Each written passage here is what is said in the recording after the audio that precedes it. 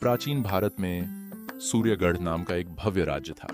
ऊंचे किले, मंदिरों की घंटियां, वेद पाठ की गूंज और बाजारों की चहल पहल सूर्यगढ़ की पहचान थी। इस राज्य पर राजा महाराज हरिवर्धन का शासन था। वे धर्म, न्याय और परंपरा को सर्वोपरि मानते थे। हर सुबह वे गंगा जल से स्नान कर कुलदेवी की पूजा करते, तभी दरबार लगाते। सूर्यगढ़ के बाहर एक पुराना काला कुआं था। बुजुर्गों का कहना था कि अमावस्या की रात उस कुएं से किसी के रोने की आवाज आती है।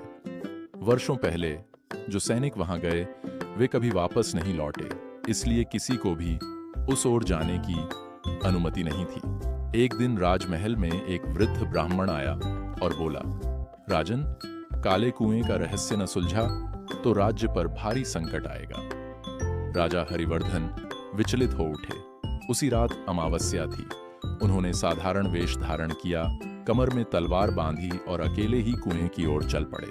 चारों ओर सन्नाटा था। पीपल के पेड़ की पत्तियां भी जैसे डर से कांप रही हों। जैसे ही राजा कुएं के पास पहुंचे, ठंडी हवा चली और कुएं से धीमी करुण आवाज आई।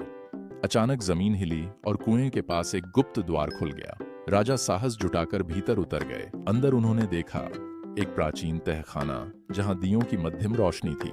वहां एक स्त्री की आत्मा बैठी रो रही थी।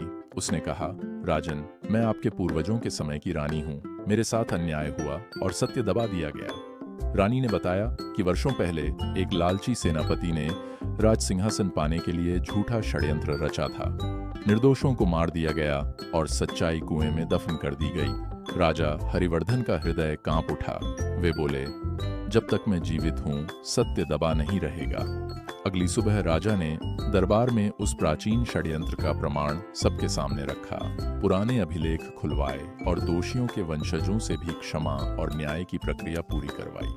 पीड़ित परिवारों को सम्मान और भूमि लौट आई गई। उस रात अमावस्या थी, लेकिन काले कुएं से कोई आवाज नहीं आई। कहा जाता है, उस दिन के बाद सूर्यगढ़ में कभी अंधकार नहीं फैला। राजा हरिवर्धन इतिहास में सत्य, साहस और धर्म के रक्षक राजा के रूप में अमर हो गए।